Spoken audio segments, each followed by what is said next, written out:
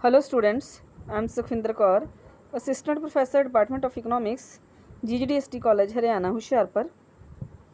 ਅੱਜ ਦੇ ਇਸ ਲੈਕਚਰ ਵਿੱਚ ਅਸੀਂ nature of public finance and difference between public finance and private finance ਇਹਨਾਂ ਦੋ ਟੌਪਿਕਸ ਦੇ ਬਾਰੇ ਦੇ ਵਿੱਚ ਗੱਲ ਕਰਾਂਗੇ। ਇਹਨਾਂ ਦੋ ਟੌਪਿਕਸ ਦੀ ਡਿਟੇਲ ਸਟੱਡੀ ਕਰਨ ਦੀ ਕੋਸ਼ਿਸ਼ ਕਰਾਂਗੇ। ਨੇਚਰ ਆਫ ਪਬਲਿਕ ਫਾਈਨਾਂਸ ਪਹਿਲਾ ਟੌਪਿਕ ਅਤੇ difference between public finance and private finance ਇਹ ਸਾਡਾ ਦੂਸਰਾ ਟੌਪਿਕ ਹੋਏਗਾ। ਸਭ ਤੋਂ ਪਹਿਲਾਂ ਫਸਟ ਟੌਪਿਕ ਆਪਾਂ ਕਰਦੇ ਹਾਂ nature of public finance. Public finance ਦਾ ਸੁਭਾਅ, ਸਰਵਜਨਕ ਵਿੱਤ ਦਾ ਸੁਭਾਅ ਜਾਂ ਸਰਵਜਨਕ ਵਿੱਤ ਦਾ ਸਰੂਪ।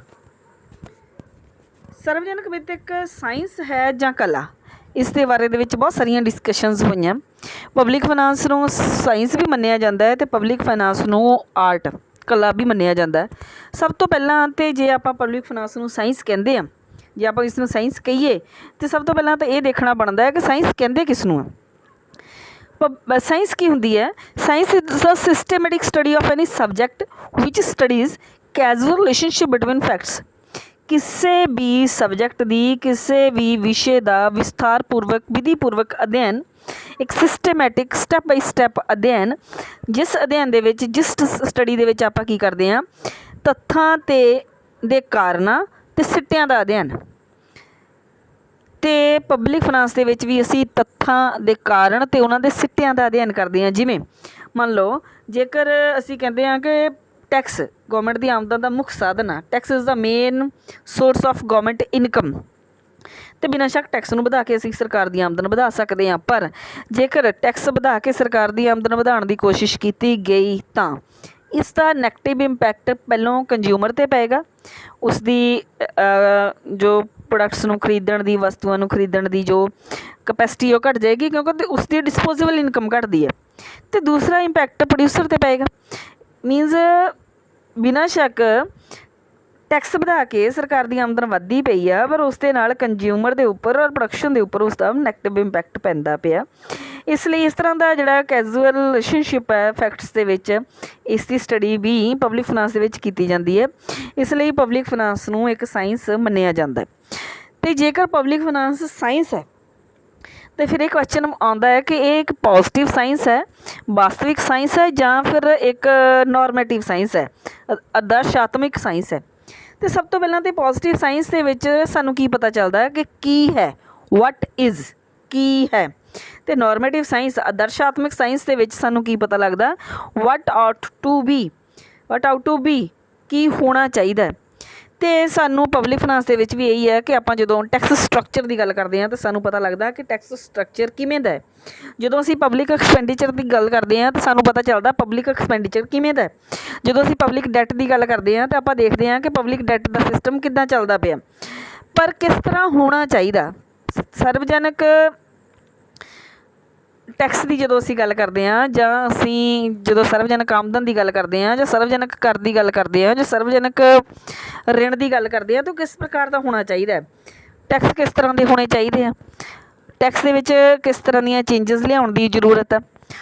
ਸਰਕਾਰ ਦੇ ਖਰਚੇ ਆ ਉਹਨਾਂ ਦੇ ਵਿੱਚ ਕਿਸ ਪ੍ਰਕਾਰ ਦੀਆਂ ਤਬਦੀਲੀਆਂ ਲਿਆਉਣ ਦੀ ਜ਼ਰੂਰਤ ਹੈ। ਜਦੋਂ ਸਰਕਾਰ ਰਿਣ ਲੈਂਦੀ ਹੈ, ਡੈਟ ਲੈਂਦੀ ਹੈ, ਤਾਂ ਪਬਲਿਕ ਡੈਟ ਦੇ ਵਿੱਚ ਕਿਸ ਤਰ੍ਹਾਂ ਦੀਆਂ ਤਬਦੀਲੀਆਂ ਦੀ ਜ਼ਰੂਰਤ ਹੈ। ਪਬਲਿਕ ਰਿਣ ਹੈ ਜਿਹੜਾ ਉਹ ਕਿੱਥੋਂ, ਨਵੇਂ ਸਰੋਤ ਕਿਹੜੇ ਨੇ ਜਿੱਥੋਂ ਉਹ ਲਿਆ ਜਾ ਸਕਦਾ, ਜਾਂ ਨਵਾਂ ਤਰੀਕਾ ਕਿਹੜਾ ਹੈ ਜਿੱਥੋਂ ਉਹ ਸਾਨੂੰ ਪ੍ਰਾਪਤ ਹੋ ਸਕਦਾ। ਮੀਨਜ਼ ਇੱਕ ਤਾਂ ਆਪਾਂ ਇਹਦੇ ਵਿੱਚ ਸਟੱਡੀ ਕਰਦੇ ਹਾਂ ਕਿ ਕੀ ਚੱਲ ਰਿਹਾ, ਕਿਸ ਤਰ੍ਹਾਂ ਹੁੰਦਾ ਪਿਆ, ਅਤੇ ਇੱਕ ਆ ਵੀ ਦੇਖਦੇ ਹਾਂ ਕਿ ਇਹਦੇ ਵਿੱਚ ਕਿਸ ਪ੍ਰਕਾਰ ਦੀਆਂ ਤਬਦੀਲੀਆਂ ਦੀ ਜ਼ਰੂਰਤ ਹੈ, ਕੀ ਹੋਣਾ ਚਾਹੀਦਾ। ਇਸ ਲਈ ਪਬਲਿਕ ਫਾਈਨਾਂਸ ਸਾਇੰਸ ਹੈ, ਅਤੇ ਇਸ ਦੇ ਨਾਲ ਹੀ ਇਹ ਪੋਜ਼ੀਟਿਵ ਸਾਇੰਸ ਵੀ ਹੈ, ਵਾਸਤਵਿਕ ਵਿਗਿਆਨ ਵੀ ਹੈ, ਅਤੇ ਨੋਰਮੇਟਿਵ ਆਦਰਸ਼ਾਤਮਿਕ ਵਿਗਿਆਨ ਵੀ ਹੈ। ਅਤੇ ਦੂਸਰਾ ਕਿ ਜੇਕਰ ਪਬਲਿਕ ਫਾਈਨਾਂਸ ਇੱਕ ਆਰਟ ਵੀ ਹੈ, ਪਬਲਿਕ ਫਾਈਨਾਂਸ ਇੱਕ ਕਲਾ ਵੀ ਹੈ, ਤਾਂ ਸਭ ਤੋਂ ਪਹਿਲਾਂ ਇਹ ਦੇਖਣਾ ਪਏਗਾ ਕਿ ਕਲਾ ਕੀ ਹੁੰਦੀ ਹੈ। Art is the application of knowledge for achieving definite objectives. ਸਾਡੇ ਸੋਚੇ ਹੋਏ, ਸਾਡੇ ਨਿਰਧਾਰਿਤ ਕੀਤੇ ਹੋਏ ਉਦੇਸ਼ਾਂ ਨੂੰ ਪ੍ਰਾਪਤ ਕਰਨ ਦੇ ਲਈ ਅਸੀਂ ਜਦੋਂ ਆਪਣੀ ਨੌਲੇਜ ਨੂੰ ਯੂਜ਼ ਕਰਦੇ ਹਾਂ ਤਾਂ ਉਸ ਨੂੰ ਅਸੀਂ ਆਰਟ ਕਹਿੰਦੇ ਹਾਂ, ਕਲਾ ਕਹਿੰਦੇ ਹਾਂ। J.M. ਕੇਨਜ਼ ਨੇ ਕੀ ਕਿਹਾ ਸੀ, ਕਲਾ ਨਿਸ਼ਚਿਤ ਉਦੇਸ਼ਾਂ ਦੀ ਪ੍ਰਾਪਤੀ ਲਈ ਗਿਆਨ ਦੀ ਵਰਤੋਂ ਹੈ। ਅਤੇ ਠੀਕ ਇਸੇ ਪ੍ਰਕਾਰ ਪਬਲਿਕ ਫਾਈਨਾਂਸ ਦੀ ਸਟੱਡੀ ਦੇ ਦੁਆਰਾ ਅਸੀਂ full employment, economic stability, economic growth, price stability ਆਦਿ ਉਦੇਸ਼ਾਂ ਦੀ ਪ੍ਰਾਪਤੀ ਦੀ ਕੋਸ਼ਿਸ਼ ਕਰਦੇ ਹਾਂ। ਆਪਣੀ ਪੂਰੀ ਜੋ ਸਾਡੇ ਕੋਲ ਅਵੇਲੇਬਲ ਇਨਫੋਰਮੇਸ਼ਨ ਹੈ, ਜੋ ਨੌਲੇਜ ਹੈ, ਉਸ ਦੀ ਵਰਤੋਂ ਕਰਕੇ ਅਸੀਂ ਸੈੱਟ ਉਦੇਸ਼ ਜਿਹੜੇ ਨੇ ਉਹਨਾਂ ਨੂੰ ਪ੍ਰਾਪਤ ਕਰਨ ਦੀ ਕੋਸ਼ਿਸ਼ ਕਰਦੇ ਹਾਂ। ਇਸ ਲਈ ਪਬਲਿਕ ਫਾਈਨਾਂਸ ਇੱਕ ਕਲਾ ਹੈ। ਇਸ ਤੋਂ ਇਹ ਕਲੀਅਰ ਹੋ ਜਾਂਦਾ ਹੈ ਕਿ ਪਬਲਿਕ ਫਾਈਨਾਂਸ ਇੱਕ ਸਾਇੰਸ ਵੀ ਹੈ, ਅਤੇ ਸਾਇੰਸ ਵੀ ਨੋਰਮੇਟਿਵ ਸਾਇੰਸ ਵੀ ਹੈ, ਅਤੇ ਨੋਰਮੇਟਿਵ ਸਾਇੰਸ ਵੀ ਹੈ, ਆਦਰਸ਼ਾਤਮਿਕ ਵੀ ਹੈ, ਅਤੇ ਪੋਜ਼ੀਟਿਵ ਸਾਇੰਸ ਵੀ ਹੈ, ਵਾਸਤਵਿਕ ਸਾਇੰਸ ਵੀ ਹੈ, ਅਤੇ ਇਸ ਦੇ ਨਾਲ ਨਾਲ ਪਬਲਿਕ ਫਾਈਨਾਂਸ ਇੱਕ ਕਲਾ ਵੀ ਹੈ। ਇਹ ਸੀ ਸਾਡਾ ਅੱਜ ਦਾ ਪਹਿਲਾ ਟੌਪਿਕ। ਅਤੇ ਦੂਜਾ ਟੌਪਿਕ ਜਿਸ ਦੀ ਗੱਲ ਅਸੀਂ ਕਰਨ ਜਾ ਰਹੇ ਹਾਂ, difference between public finance and private finance. Public ਵਿੱਤ ਅਤੇ ਸਰਵਜਨਕ ਵਿੱਤ ਦੇ ਵਿੱਚ ਕਿਸ ਪ੍ਰਕਾਰ ਦਾ ਅੰਤਰ ਹੁੰਦਾ।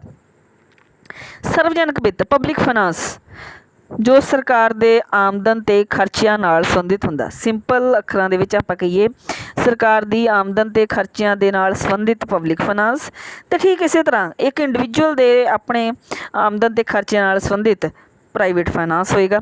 ਪਬਲਿਕ ਫਾਈਨਾਂਸ ਕੀ ਹੈ, ਵੈਸੇ ਇਸ ਦੀ ਡਿਟੇਲ ਸਟੱਡੀ ਆਪਾਂ ਲਾਸਟ ਲੈਕਚਰ ਦੇ ਵਿੱਚ ਕਰ ਚੁੱਕੇ ਹਾਂ। ਅਤੇ ਹੁਣ ਅਸੀਂ ਪਬਲਿਕ ਫਾਈਨਾਂਸ ਅਤੇ ਪ੍ਰਾਈਵੇਟ ਫਾਈਨਾਂਸ, ਸਰਕਾਰ ਦੀ ਆਮਦਨ ਅਤੇ ਖਰਚ ਦਾ ਵੇਰਵਾ ਪਬਲਿਕ ਫਾਈਨਾਂਸ, ਕਿਸੇ ਇੰਡੀਵਿਜੂਅਲ ਦੀ ਆਮਦਨ ਅਤੇ ਖਰਚ ਦਾ ਵੇਰਵਾ ਪ੍ਰਾਈਵੇਟ ਫਾਈਨਾਂਸ। ਅਤੇ ਇਹਨਾਂ ਦੋਵਾਂ ਦੇ ਵਿਚਕਾਰ ਕੀ ਕੋਈ ਡਿਫਰੈਂਸ ਹੈ, ਜੇ ਉਹ ਡਿਫਰੈਂਸ ਹੈ ਤਾਂ ਕਿਸ ਪ੍ਰਕਾਰ ਦਾ ਹੈ, ਇਸ ਦੀ ਗੱਲ ਅਸੀਂ ਕਰਾਂਗੇ। ਸਭ ਤੋਂ ਪਹਿਲਾਂ ਤਾਂ ਇਹਨਾਂ ਦੋਨਾਂ ਦੇ ਵਿੱਚ ਸਮਾਨਤਾਵਾਂ, similarities between the public finance and private finance.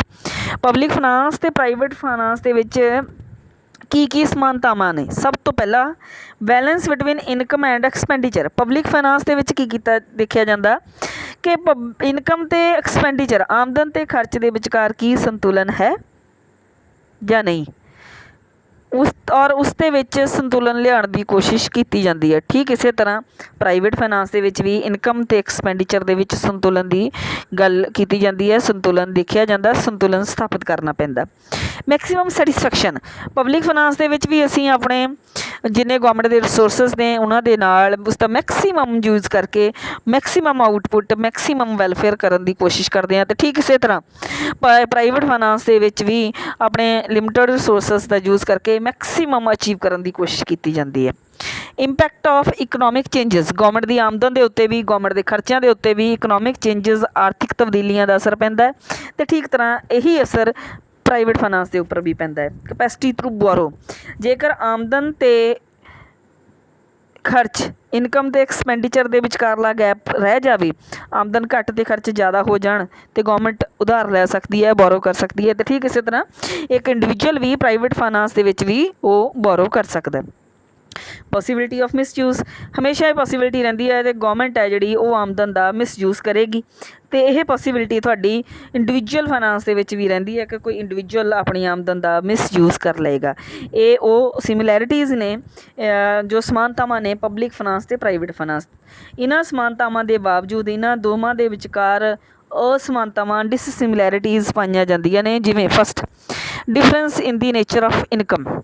Individual ਦੀ ਕਿਸੇ ਪ੍ਰਾਈਵੇਟ ਫਾਈਨਾਂਸ ਦੇ ਵਿੱਚ ਕਿਸੇ ਵੀ ਇੱਕ ਇੰਡੀਵਿਜੂਅਲ ਦੀ ਜਿਹੜੀ ਆਮਦਨ ਹੈ ਉਸ ਦੇ ਆਪਣੇ ਪਰਸਨਲ ਹਾਰਡ ਵਰਕ ਤੋਂ, ਉਸ ਦੀ ਆਪਣੀ ਪਰਸਨਲ ਪ੍ਰੋਪਰਟੀ ਤੋਂ ਹੁੰਦੀ ਹੈ। ਅਤੇ ਸਰਕਾਰ ਦੀ ਆਮਦਨ ਤਾਂ ਬਹੁਤ ਸਾਰੇ ਸਰੋਤਾਂ ਤੋਂ ਹੁੰਦੀ ਹੈ, ਅਤੇ ਉਹਦੇ ਵਿੱਚ ਮੇਨ ਸਰੋਤ ਹੈ ਜਿਹੜਾ ਉਹ ਟੈਕਸ ਹੈ।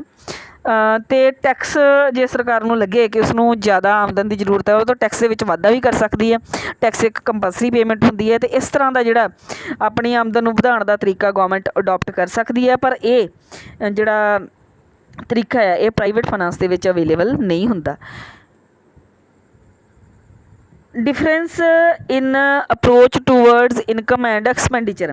ਸਰਕਾਰ ਦੀ ਆਮਦਨ ਅਤੇ ਸਰਕਾਰ ਦੇ ਖਰਚ ਹੁੰਦੇ ਨੇ, ਪਰ ਉਹ ਇੱਕਦਮ ਪ੍ਰਾਈਵੇਟ ਆਮਦਨ ਅਤੇ ਖਰਚ ਤੋਂ, ਪ੍ਰਾਈਵੇਟ ਫਾਈਨਾਂਸ ਦੇ ਵਿੱਚ ਵਿਚਕਾਰਲੀ ਆਮਦਨ ਅਤੇ ਖਰਚ ਤੋਂ ਅਲੱਗ ਹੁੰਦੇ ਨੇ।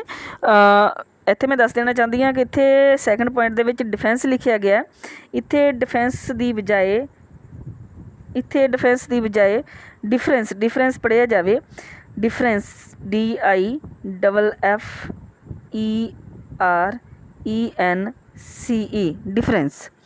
DIFFERENCE, difference in the approach towards income and expenditure। Private sector ਦੇ ਵਿੱਚ ਇੱਕ ਇੰਡੀਵਿਜੂਅਲ ਦੇ ਲਈ ਇੰਡੀਵਿਜੂਅਲ ਫਾਈਨਾਂਸ ਦੇ ਵਿੱਚ ਪ੍ਰਾਈਵੇਟ ਫਾਈਨਾਂਸ ਦੇ ਵਿੱਚ ਉਸ ਦੀ ਆਮਦਨ ਹੈ ਜਿਹੜੀ ਉਸਦੇ ਜਿਹੜੇ ਫਿਕਸ ਰਿਸੋਰਸਿਸ ਨੇ ਉੱਥੋਂ ਹੀ ਹੋਏਗੀ ਅਤੇ ਉਹ ਪਹਿਲਾਂ ਹੀ ਡਿਸਾਈਡਡ ਕੀਤੀ ਹੈ ਜਗ੍ਹਾ ਦੇ ਉੱਤੇ ਉਹ ਖਰਚ ਕਰੇਗਾ। ਪਰ ਸਰਕਾਰ ਦੇ ਕੇਸ ਦੇ ਵਿੱਚ ਪਬਲਿਕ ਫਾਈਨਾਂਸ ਦੇ ਕੇਸ ਦੇ ਵਿੱਚ ਕਈ ਵਾਰ ਅਚਨਚੇਤ ਵੀ ਉਸ ਨੂੰ ਕਿਤੇ ਖਰਚ ਕਰਨ ਦੀ ਜ਼ਰੂਰਤ ਪੈ ਜਾਂਦੀ ਹੈ ਅਤੇ ਜੇਕਰ ਉਸ ਨੂੰ ਜ਼ਰੂਰਤ ਹੋਵੇ ਤਾਂ ਗੌਰਮੈਂਟ ਕੋਈ ਵੀ ਪਾਲਿਸੀ ਨਵੀਂ ਅਡੋਪਟ ਕਰਕੇ ਆਪਣੀ ਆਮਦਨ ਦੇ ਵਿੱਚ ਵਾਧਾ ਵੀ ਕਰ ਸਕਦੀ ਹੈ, ਲਾਈਕ ਟੈਕਸਿਸ ਦੇ ਵਿੱਚ ਵਾਧਾ ਕਰਕੇ ਜਾਂ ਕਿਸੇ ਹੋਰ ਤਰੀਕੇ ਦੇ ਨਾਲ।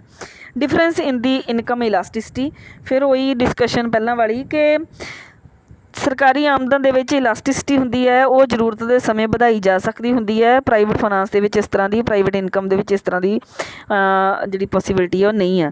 Difference in the nature of expenditure, ਸਰਕਾਰੀ ਖਰਚ ਆਮ ਕਰਕੇ ਪਬਲਿਕ ਵੈਲਫੇਅਰ ਲਈ ਕੀਤਾ ਜਾਂਦਾ ਹੈ, ਜਦ ਕਿ ਪ੍ਰਾਈਵੇਟ ਫਾਈਨਾਂਸ ਹੈ ਜਿਹੜਾ ਪ੍ਰਾਈਵੇਟ ਐਕਸਪੈਂਡੀਚਰ ਹੈ ਉਹ ਆਪਣੇ ਲਈ ਕੀਤਾ ਜਾਂਦਾ। ਸੀਕ੍ਰੇਸੀ, ਜਦੋਂ ਪ੍ਰਾਈਵੇਟ ਸੈਕਟਰ ਦੇ ਵਿੱਚ ਜਦੋਂ ਪ੍ਰਾਈਵੇਟ ਫਾਈਨਾਂਸ ਦੇ ਵਿੱਚ ਕੋਈ ਇੰਡੀਵਿਜੂਅਲ ਲੋਨ ਲੈਂਦਾ ਤਾਂ ਉਹ ਇਸ ਗੱਲ ਨੂੰ ਲੁਕੋ ਕੇ ਰੱਖਣਾ ਚਾਹੁੰਦਾ, ਪਰ ਜਦੋਂ ਪਬਲਿਕ ਡੈਟ ਲਿਆ ਜਾਂਦਾ ਤੇ ਸਰਕਾਰ ਇਸ ਨੂੰ ਸਭ ਨੂੰ ਦੱਸਦੀ ਹੈ।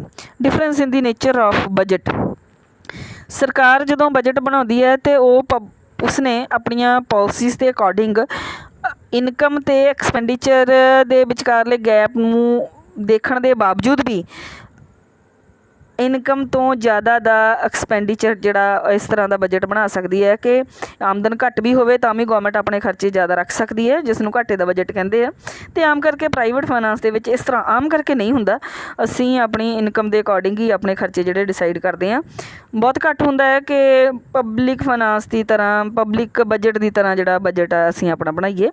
ਡਿਫਰੈਂਸ ਇਨ ਦੀ ਫਿਊਚਰ ਪ੍ਰੋਗਰਾਮਸ, ਜਦੋਂ ਸਰਕਾਰੀ ਖਰਚਿਆਂ ਦੀ ਗੱਲ ਕਰਦੇ ਹਾਂ ਜਾਂ ਫਿਊਚਰ ਪ੍ਰੋਗਰਾਮਸ ਦੀ ਗੱਲ ਕਰਦੇ ਹਾਂ ਤਾਂ ਸਰਕਾਰ ਦੇ ਪ੍ਰੋਗਰਾਮਸ ਬਹੁਤ ਲੰਬੇ ਟਾਈਮ ਲਈ 5 ਸਾਲਾਂ ਲਈ, 6 ਸਾਲਾਂ ਲਈ, 10 ਸਾਲਾਂ ਦੇ ਪ੍ਰੋਗਰਾਮਸ ਹੁੰਦੇ ਨੇ, ਜਦ ਕਿ ਪ੍ਰਾਈਵੇਟ ਫਾਈਨਾਂਸ ਦੇ ਵਿੱਚ ਜਿਹੜੇ ਪ੍ਰੋਗਰਾਮ ਨੇ ਉਹ ਬਹੁਤ ਥੋੜ੍ਹੇ ਟਾਈਮ ਲਈ ਹੁੰਦੇ ਨੇ। ਡਿਫਰੈਂਸ ਇਨ ਆਬਜੈਕਟਿਵਸ, ਉਦੇਸ਼ਾਂ ਦੇ ਵਿੱਚ ਅੰਤਰ ਹੈ। ਪ੍ਰਾਈਵੇਟ ਸੈਕਟਰ ਆਪਣੀ ਜਿਹੜੀ ਪ੍ਰਮੋਸ਼ਨ ਚਾਹੁੰਦਾ ਹੈ, ਆਪਣਾ ਮੈਕਸੀਮਮ ਜਿਹੜਾ ਸੈਟਿਸਫੈਕਸ਼ਨ ਚਾਹੁੰਦਾ ਹੈ, ਜਦ ਕਿ ਪਬਲਿਕ ਸੈਕਟਰ ਦੇ ਵਿੱਚ ਜਿਹੜਾ ਮੇਨ ਉਦੇਸ਼ ਆ ਪਬਲਿਕ ਵੈਲਫੇਅਰ ਹੋਏਗਾ। ਡੈਫੀਸਿਟ ਫਾਈਨਾਂਸਿੰਗ, ਘਾਟੇ ਦੀ ਵਿੱਤ ਵਿਵਸਥਾ, ਜਦੋਂ ਕਦੀ ਸਰਕਾਰੀ ਖਰਚਿਆਂ ਅਤੇ ਆਮਦਨ ਅਤੇ ਖਰਚੇ ਵਿਚਕਾਰ ਗੈਪ ਜ਼ਿਆਦਾ ਰਹਿ ਜਾਵੇ, ਮੀਨ ਸਰਕਾਰ ਦਾ ਖਰਚ ਸਰਕਾਰ ਦੀ ਆਮਦਨ ਤੋਂ ਜ਼ਿਆਦਾ ਹੋ ਜਾਵੇ ਤਾਂ ਸਰਕਾਰ ਘਾਟੇ ਦਾ ਬਜਟ ਪਾਸ ਕਰਦੀ ਹੈ ਅਤੇ ਉਸ ਤੋਂ ਬਾਅਦ ਘਾਟੇ ਦੀ ਵਿੱਤ ਵਿਵਸਥਾ ਡੈਫੀਸਿਟ ਫਾਈਨਾਂਸਿੰਗ ਅਡੋਪਟ ਕਰ ਸਕਦੀ ਹੈ। ਇਸ ਦੇ ਵਿੱਚ ਕੇਂਦਰੀ ਬੈਂਕ ਤੋਂ ਪੈਸੇ ਉਧਾਰ ਲੈ ਸਕਦੀ ਹੈ।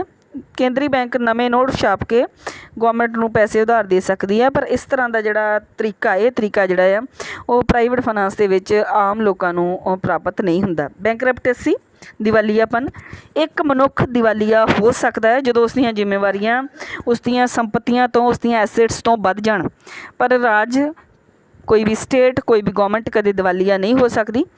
ਉਸ 'ਤੇ ਇੱਕ ਰਾਜ ਦੀਆਂ ਸੰਪਤੀਆਂ ਦੀ ਕੋਈ ਸੀਮਾ ਨਹੀਂ ਹੁੰਦੀ। ਬੈਂਕਰਪਟੇਸੀ ਜਿਹੜੀ ਆ ਉਹ ਸਿਰਫ ਅਤੇ ਸਿਰਫ ਪ੍ਰਾਈਵੇਟ ਫਾਈਨਾਂਸ ਕਿਸੇ ਇੱਕ ਇੰਡੀਵਿਜੂਅਲ ਦੇ ਕੇਸ ਦੇ ਵਿੱਚ ਹੀ ਹੁੰਦੀ ਹੈ। ਇਹ ਸੀ ਪ੍ਰਾਈਵੇਟ ਫਾਈਨਾਂਸ ਅਤੇ ਪਬਲਿਕ ਫਾਈਨਾਂਸ ਵਿਚਕਾਰਲਾ ਅੰਤਰ। ਜਦੋਂ ਵੀ ਆਪਾਂ ਨੂੰ ਪੇਪਰ ਦੇ ਵਿੱਚ ਡਿਫਰੈਂਸ ਆਏ ਬਿਟਵੀਨ ਪਬਲਿਕ ਸੈਕਟਰ ਅਤੇ ਪ੍ਰਾਈਵੇਟ ਸੈਕਟਰ, ਅਤੇ ਇਸ ਦੇ ਵਿੱਚ ਆਪਾਂ ਡਿਫਰੈਂਸ ਦੇ ਨਾਲ ਉਸਦੀਆਂ ਸਿਮੀਲੈਰਿਟੀਜ਼ ਵੀ ਲਿਖਣੀਆਂ ਹੁੰਦੀਆਂ ਹਨ। ਅਤੇ ਜੇਕਰ ਕਿਸੇ ਨੂੰ ਕਿਤੇ ਕੋਈ ਡਾਊਟ ਹੋਏ ਤਾਂ ਉਹ ਵਟਸਐਪ ਗਰੁੱਪ ਦੇ ਵਿੱਚ ਆਪਣਾ ਕੁਐਸਚਨ ਜਿਹੜਾ ਉਹ ਪੁੱਛ ਸਕਦਾ। ਅਤੇ ਮੈਂ ਫਿਰ ਦੱਸਦੇ ਹਾਂ ਕਿ ਇਸ ਵਾਲੀ ਸਲਾਈਡ ਦੇ ਵਿੱਚ ਸੈਕਿੰਡ ਪੁਆਇੰਟ 'ਤੇ ਡਿਫੈਂਸ ਲਿਖਿਆ ਗਿਆ, ਇਸ ਨੂੰ ਡਿਫੈਂਸ ਦੀ ਬਜਾਏ defence in approach towards income and expenditure ਦੀ ਬਜਾਏ difference in approach towards income and expenditure ਪੜ੍ਹਿਆ ਜਾਏ। ਥੈਂਕਸ।